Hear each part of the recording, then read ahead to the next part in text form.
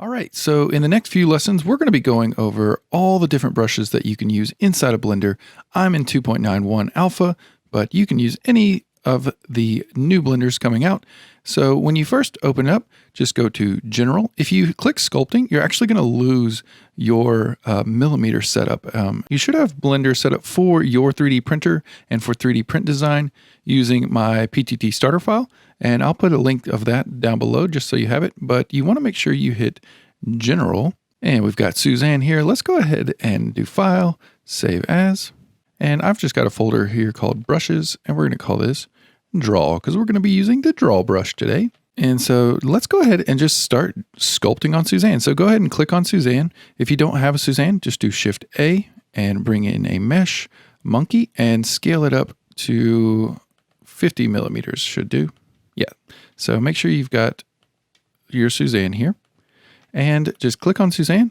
And then we're going to click over here and switch into sculpt mode. And when I do sculpting, I like to make sure I'm in solid view. And you can even go to the drop down here and do Metacap and change it to all these cool, funky colors. I really like this one. I see a lot of people sculpting with this one. And this just helps you when you're sculpting to kind of see just better details. But I'm going to do this one because I like it. So now we're in sculpting mode. You can see we've got our tools up here at the top. And if we click over here to the side, we've also got tools here. And if you click this tab, you've got tools. We've got tools everywhere. So, depending on how you like to work inside Blender, you can use these accordingly. And these are going to give you different settings for your brushes and all different kinds of stuff. But for today, we're just going to be talking about the brushes. So I'm going to bring over this a little bit just so you can kind of see the names of these. And we're going to use the Draw brush. And so right now, I'm not using a pen tablet. I'm just using a mouse. And so you can just click on this. And what will happen is you've got your radius for your brush and you've got the strength. And then you've also got whether it's in a positive direction or a negative direction. So what I want you to do is just draw on Suzanne, go to town, have fun. You can draw on Suzanne just like this. Notice we're not getting that much results. It looks kind of terrible. What is going on here? So the reason that you're not able to really do any really cool or fun sculpting is because we need to add extra geometry to Suzanne. So let's just undo that real quick. And let's go to our modifiers here and let's add some multi-resolution. And notice here we've got, it even says sculpt here, but what we need to do is just subdivide our mesh. So if we turn on our wireframe overlays, just click on this little drop down here and then turn on your wireframe. Notice, we've just got a very low poly count of Suzanne here, but what we want to do is subdivide. So watch what happens to Suzanne as you hit this button. So just go ahead and click that button a few times. Oh ho, looky there. Getting a little smoother, getting some more geometry. Notice that the numbers have gone up. So let's do it again. Hey, there, it's gone up again. And we can subdivide again. So, 3 is okay. I'm going to go to 4. It may be heavy on your computer. And notice we used to have our statistics down here at the very, very bottom of our screen. But now inside Blender, you have to go to your little overlay dropdown and do statistics. And now you can see. So now we're rocking Suzanne here with about 125,000 faces. So that's pretty good. Once you get up into the millions, it can get pretty heavy on your computer depending on what kind of computer you're using there. But now that we've got some more geometry, we can start actually sculpting. So make sure you still have your draw tool enabled and now start clicking and drawing. Hey, so there you go. You can start to see that we're getting kind of the desired result that we're looking for, some nice sculpting. And notice whenever we move Suzanne, it kind of toggles into a lower view of it. That's just to help you move around as you're sculpting way faster. It doesn't get bogged down when you get into, heavy sculpting. But if this annoys you, or if you just have a super fast computer and you don't want to see that, you can go to the top right up here and go to Options and turn Fast Navigate off. And now every time you move, it'll just stay, the same. So I'm going to leave mine on, but just so if you're wondering why is it doing that? That is why. So now back to the brush. So drawing is really exactly what it sounds like. So you can just draw on Suzanne here. So I could do, something over here. And what I want you to do is just play around and just draw on Suzanne. You can do anything, these are just for fun. So you're not going to break anything, really just play around and kind of get used to, how sensitive this tool is, what you need to do with it. You can also turn on your symmetry up here with the X, Y, and Z. So say if I wanted to have everything that I do on one side sculpt on the other as well, you can mirror the X, and notice anything we do on this side is automatically going to happen on this side. And you can kind of see a little dot. Let me turn my wireframes off so you can see. You can kind of see a little dot where it will be. So it kind of gives you an idea of what you're working with. So if we wanted to add some little eyeballs here. Another cool thing with this brush, or really all the brushes inside of Blender, is that you can flip it to negative. So go ahead and hit this little minus sign. And now when we click, it's actually going to do the opposite of draw. It's going to do, it's actually going to push in a little bit.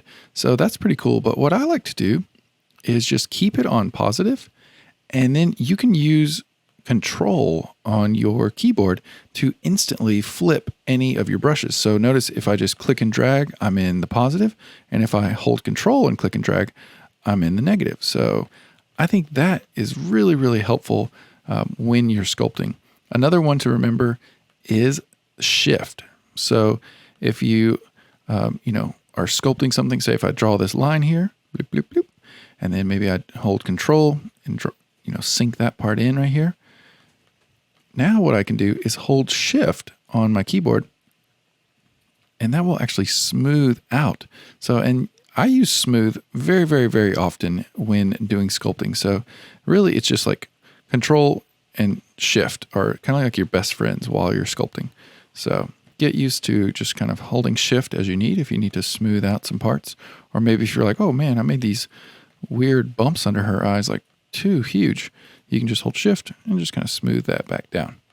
And another cool thing is you can always drop the resolution right here. If you go to your modifiers tab and drop your sculpting, notice Suzanne's poly count is dropping back down. So, it looks like we haven't done any sculpting, but when we crank that back up, all of our sculpting is still there. And you can even add more. So we could subdivide again. And notice now we're at 5. Now we're going to get some really, really fine details. So look at we're in the 500,000 faces and 1 million triangles. So it may get a little heavy for your computer here. But I want you to just draw, just make some draw marks on Suzanne and just have some fun. Take as long or as little amount as you want. But, put on some good music and start drawing. Another thing that you can do is increase your radius right here with just clicking and dragging. Notice I have this huge brush, and that's doing some really huge, really just pushing Suzanne's head out in different ways. But what I like to do is hit F on the keyboard, and notice now I can change my radius. You can even see it up at the top where the radius is changing. So just get in the habit of hitting F, and then you can do Shift F, and that will be your strength. So notice the strength is moving. So kind of like, oh, I need to change my strength. If you don't want it to be too strong, now it's going to be way, way softer. Notice we're at 0.1 instead of 0.5. So more than a quarter of the intensity. So it's almost unnoticeable what's happening here. But I want you to just play around, hit F to change your size. Notice that when you scroll, your radius doesn't change at all. So a lot of times what I'll do is, if I want to make broad strokes, I'll just kind of zoom out. If I want to make really, really detailed strokes, I'll just go in, and do my strokes that way. Maybe do Shift F, bring up my intensity. There we go. So you can see, I can make tiny little, maybe I'll do a little X right here.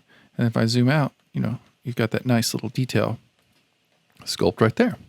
So that is kind of the basics of sculpting with just a mouse on a regular computer. But if you have a pen pad, you can actually use like a Wacom tablet or any of these things to just feel the sensitivity or the pressure that you're doing with your sculpting brush. So if you do have a like a Wacom tablet, it is way more fun to sculpt that way.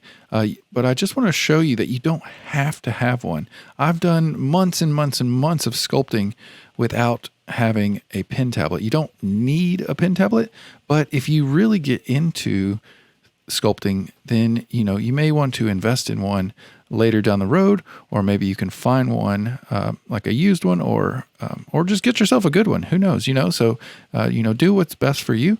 But I just wanted to show you that you don't have to have one to have some fun with sculpting. So go ahead and finish drawing on Suzanne, and when you are ready, let's jump into the next lesson, which is going to be Draw Sharp.